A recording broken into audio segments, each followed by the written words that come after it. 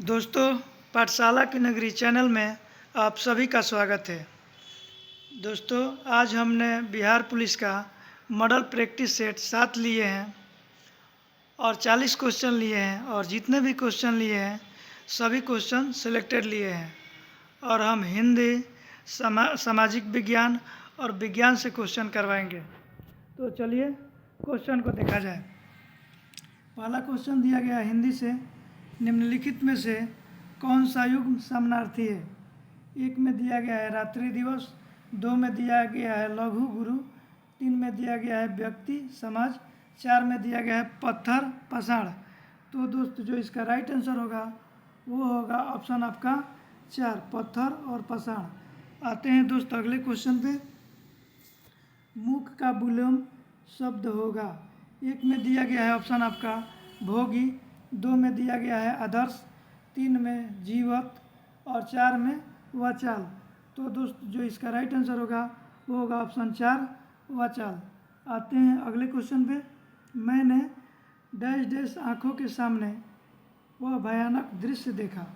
एक में दिया गया है ऑप्शन प्रतिदृष्टि, दो में दिया गया है समकक्ष, तीन में दिया गया है आँख सामने और चार में दिया गया है प्रत्यक्ष। तो इसका जो राइट आंसर होगा वो होगा ऑप्शन 4, प्रत्यक्ष। आते हैं दोस्तों अगले क्वेश्चन पे। इसमें विमेल शब्द का चयन करना है। एक में दिया गया है विहान, दो में भोर, तीन में दानव और चार में सुबह। तो जो दोस्त जो इसका राइट आंसर होगा वो होगा आपका ऑप्शन 3, दानव। आते हैं दोस्तों अगले क्वेश्चन पे। सन्मार्ग में कौन सी संधि है? सन्मार्ग में कौन सी संधि है पूछा गया है।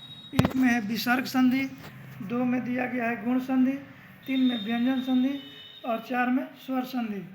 तो जो इसका राइट आंसर होगा वो होगा ऑप्शन 3, व्यंजन संधि। आते हैं दोस्त अगले क्वेश्चन पे। आधा तीतर आधा बटेर लोकोक्ति का क्या अर्थ है? एक में दिया गया है, एक में ऑप्शन है आपका बेतुका मेल, दो में दिया गया है शादी में शामिल होना, तीन में दिया गया है अगर अलग अलग रहना और चार में दिया गया है भीड़ इकट्ठा करना। तो दोस्त जो इसका राइट आंसर होगा वो होगा ऑप्शन 1, बेतुका मेल। आते हैं दोस्त अगले क्वेश्चन पे। अगला क्वेश्चन दिया गया आप लोगों का, निम्नलिखित में से कौन सा शुद्ध वाक्य है? एक में दिया गया है संप्रति वे कुलपति रह चुके हैं, दो में दिया गया है संप्रति वे कुलपति है, तीन में दिया गया है संप्रति वह कुलपति रह चुके हैं और चार में दिया गया है संप्रति वो कुलपति रह चुके हैं। तो दोस्तों जो इसका राइट आंसर होगा वो होगा ऑप्शन 2, संप्रति वे कुलपति है। आते हैं दोस्तों अगले क्वेश्चन 8 पे। दिया गया है सही बर्तनी वाला शब्द खोजना है। इसमें से एक में ऑप्शन है सुहद, दो में दिया गया है सुश्रूषा, तीन में दिया गया है स्पर्धा और चार में दिया गया है समीम। तो दोस्तों जो इसका राइट आंसर होगा वो होगा सही बर्तनी वाला शुश्रूषा। आते हैं दोस्तों अगले क्वेश्चन पे। दिया गया है क्वेश्चन, रहीमन पानी रखिए बिन पानी सब सुन, पानी गए न उभरे मोती मानो चून। उक्त पंक्ति में कौन सा अलंकार है? एक में दिया गया है उपमा, दो में दिया गया है रूपक, तीन में अनुप्रास और चार में श्लेष। तो दोस्त जो इसका राइट आंसर होगा वो होगा ऑप्शन 1, उपमा। आते हैं दोस्त अगले क्वेश्चन पे। दिया गया है जो कम खर्च करता हो, इस वाक्यांश के लिए एक शब्द होगा। एक में दिया गया है कंजूस, दो में लोभी, तीन में मितव्ययी और चार में मक्खी चूस। तो दोस्त जो इसका राइट आंसर होगा वो होगा ऑप्शन 3, मितव्ययी। आते हैं दोस्त अगले क्वेश्चन पे। रैदास किस गुण के साधकों में विशिष्ट स्थान है? एक में दिया गया है भक्ति काल, दो में दिया गया है आदिकाल, तीन में रीति काल और चार में वीर काल। तो दोस्त जो इसका राइट आंसर होगा वो होगा ऑप्शन 1, भक्ति काल। आते हैं दोस्त अगला क्वेश्चन दिया गया है, अधिकांशतः प्राकृतिक प्रक्रिया द्वारा किसी वस्तु का उत्पादन किसका क्रियाकलाप है? एक में ऑप्शन है आपका प्राथमिक क्षेत्र, दो में द्वितीयक क्षेत्र, 3 में तृतीयक क्षेत्र और 4 में तकनीकी क्षेत्र। तो दोस्तों जो इसका राइट आंसर होगा वो होगा ऑप्शन 1 प्राथमिक क्षेत्र। आते हैं दोस्तों अगले क्वेश्चन पे। दिया गया है मांग का नियम किस पर आधारित है। 1 में ऑप्शन है आपका निर्माता की प्राथमिकता, 2 में दिया गया है विक्रेता की प्राथमिकता, 3 में दिया गया है पूर्तिकार की प्राथमिकता और 4 में दिया गया है उपभोक्ता की प्राथमिकता। तो जो दोस्तों जो इसका राइट आंसर होगा वो होगा ऑप्शन आपका 4 उपभोक्ता की प्राथमिकता। आते हैं दोस्तों अगले क्वेश्चन पे। निम्नलिखित में से कौन सी जीएनपी की गणना की विधि है। 1 में दिया गया है आय उपागम, 2 में दिया गया है व्यय उपागम, 3 में दिया गया है बचत उपागम और 4 में दिया गया है अतिरिक्त उपागम। तो दोस्तों जो इसका राइट आंसर होगा वो होगा ऑप्शन आपका 1 आय उपागम। आते हैं दोस्तों अगले क्वेश्चन पे। अगला क्वेश्चन दिया गया आप लोगों का राष्ट्रीय ऋण का एक भाग जो बाह्य ऋण के रूप में जाना जाता है क्या होता है।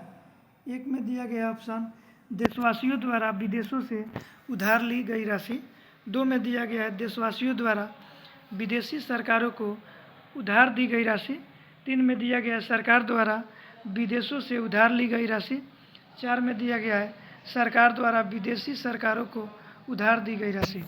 तो दोस्तों जो इसका राइट आंसर होगा वो होगा आपका ऑप्शन 3 सरकार द्वारा विदेशों से उधार ली गई राशि। आते हैं दोस्तों अगले क्वेश्चन 40 पे।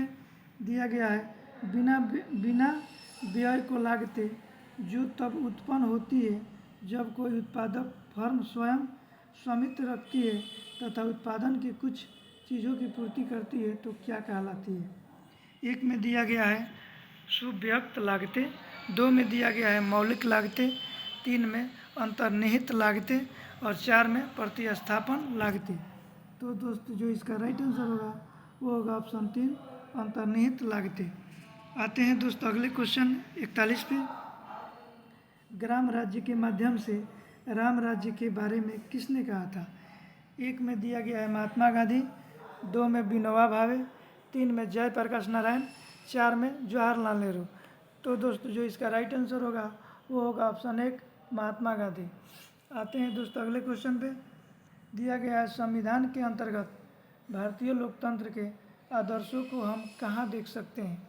1 में दिया गया ऑप्शन आपका प्रस्तावना, 2 में भाग 3, 3 में भाग 4 और 4 में भाग 1। तो दोस्तों जो इसका राइट आंसर होगा वो होगा ऑप्शन 1 प्रस्तावना। आते हैं दोस्तों अगले क्वेश्चन 43 पे। भारत के नियंत्रक तथा महालेखा परीक्षक की नियुक्ति कौन करता है। 1 में दिया गया है ऑप्शन आपका प्रधानमंत्री, 2 में राष्ट्रपति, 3 में वित्त मंत्री और 4 में लोकसभा। तो दोस्तों जो इसका राइट आंसर होगा वो होगा ऑप्शन 2 राष्ट्रपति। आते हैं दोस्तों अगले क्वेश्चन पे।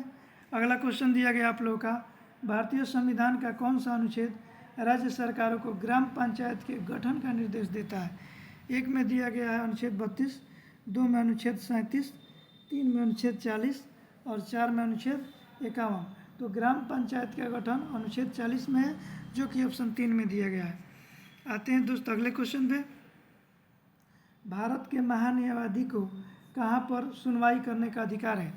1 में दिया गया उच्चतम न्यायालय, 2 में कोई भी उच्च न्यायालय, 3 में कोई भी सेशन न्यायालय और 4 में भारत का कोई भी विधि अधिकारी। तो दोस्तों जो इसका राइट आंसर होगा वो होगा ऑप्शन 4 भारत का कोई भी विधि न्यायाधीश। आते हैं दोस्तों अगले क्वेश्चन 46 पे। दिया गया है प्राचीन चोल साम्राज्य की राजधानी कहाँ पर थी। 1 में दिया गया है उरायूर, 2 में दिया गया है कावेरीपट्टनम, 3 में दिया गया है तंजावुर और 4 में दिया गया है मदुराई। तो दोस्तों जो इसका राइट आंसर होगा वो होगा प्राचीन चोल साम्राज्य की राजधानी वो थी उरायूर। आते हैं दोस्तों अगले क्वेश्चन पे। अगला क्वेश्चन 48 नंबर दिया गया है भारत में डच का सबसे प्रारंभिक उपनिवेश कहाँ था। 1 में दिया गया है मछलीपट्टनम, 2 में दिया गया है पुलिकट, 3 में सूरत और 4 में अहमदाबाद। तो दोस्तों जो इसका राइट आंसर होगा वो होगा पुलिकट जो कि आंध्र प्रदेश में स्थित है। आते हैं दोस्तों अगले क्वेश्चन पे। 49 नंबर दिया गया ब्रिटिश शासन के दौरान तत्कालिक मद्रास प्रेसिडेंसी में रैयतवाड़ी प्रणाली की शुरुआत करने वाला कौन था? एक में दिया गया है मैकार्टनी, दो में दिया है एल्फिंस्टन, तीन में दिया गया है थॉमस मुनरो और चार में दिया गया है जॉन लॉरेंस। तो दोस्तों जो इसका राइट आंसर होगा वो होगा ऑप्शन 3 थॉमस मुनरो। आते हैं दोस्तों अगले क्वेश्चन पे। ज्वालामुखी के कप के आकार के मुख को क्या कहते हैं? एक में दिया गया है उद्गम केंद्र, दो में दिया गया है अधिकेंद्र, तीन में क्रेटर और चार में सिंडर शंकु। तो दोस्तों जो इसका राइट आंसर होगा वो होगा ऑप्शन 3 क्रेटर। आते हैं दोस्तों अगले क्वेश्चन पे। अगला क्वेश्चन दिया गया है आप लोगों का भारतीय संविधान के अनुच्छेद 14 में प्रयुक्त मुहावरा कानून की दृष्टि में समानता कहाँ से लिया गया है? एक में दिया गया है संयुक्त राज्य अमेरिका, दो में दिया गया है जर्मनी, तीन में ब्रिटेन और चार में ग्रीक। तो दोस्तों जो इसका राइट आंसर होगा वो होगा आपका ऑप्शन 3 ब्रिटेन। आते हैं दोस्तों अगले क्वेश्चन पे। 55 पे दिया गया है क्वेश्चन भारत छोड़ो प्रस्ताव से अहिंसक जन संघर्ष का आरंभ बृहत्तम पैमाने पर हुआ। इस संघर्ष के लिए करो या मरो का मंत्र किसने दिया था? एक में दिया गया ऑप्शन महात्मा गांधी, दो में सुभाष चंद्र बोस, तीन में जवाहरलाल नेहरू और चार में सरदार वल्लभ भाई पटेल। तो दोस्तों जो इसका राइट आंसर होगा ये करो या मरो का नारा महात्मा गांधी दिए थे। आते हैं दोस्तों अगले क्वेश्चन 56 पे दिया गया है भारतीय राष्ट्रीय कांग्रेस की प्रथम महिला अध्यक्ष कौन थी? एक में दिया गया ऑप्शन सरोजनी नायडू, दो में दिया गया सुचेता कृपलानी, तीन में राजकुमारी अमृता कौर और चार में एनी बेसेंट। तो दोस्तों जो इसका राइट आंसर होगा वो होगा एनी बेसेंट, जो कि ऑप्शन 4 में दिया गया है। आते हैं दोस्तों अगले क्वेश्चन 57 पे दिया गया है मेजनी का संबंध किस संगठन से था? एक में है लाल सेना, दो में है कार्बोनरी, तीन में डायट और चार में फिलिप हेटारिया। तो दोस्तों जो इसका राइट आंसर होगा वो होगा ऑप्शन आपका 2 कार्बोनरी। आते हैं दोस्तों अगले क्वेश्चन पे। अगला क्वेश्चन दिया गया है तृतीय पृथ्वी सम्मेलन कब और कहाँ आयोजित हुआ था? एक में दिया गया है 2012 रियो डी जेनेरियो, दो में दिया गया है 2003 नीदरलैंड, तीन में दिया गया है 2001 स्विट्जरलैंड और चार में दिया गया है 2004 एम्स्टर्डम। तो दोस्तों जो इसका राइट आंसर होगा वो होगा ऑप्शन 1 2012 रियो डी जेनेरो। आते हैं दोस्तों अगले क्वेश्चन पे। अगला क्वेश्चन आप लोग का दिया गया है सामान्य ज्ञान एवं समसामयिक मामले से दिया गया 86 नंबर क्वेश्चन।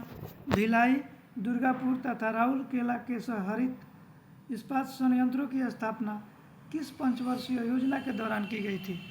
एक में ऑप्शन है आपका दूसरी, दो में दिया गया है चौथी, तीन में पाँचवीं और चार में छठी। तो दोस्तों जो इसका राइट आंसर होगा वो होगा आप लोगों का ऑप्शन 1 दूसरी पंचवर्षीय योजना में भिलाई, दुर्गापुर और राउरकेला की स्थापना की गई थी। आते हैं दोस्तों अगले क्वेश्चन पे जो कि इस सीरीज का अंतिम क्वेश्चन होगा।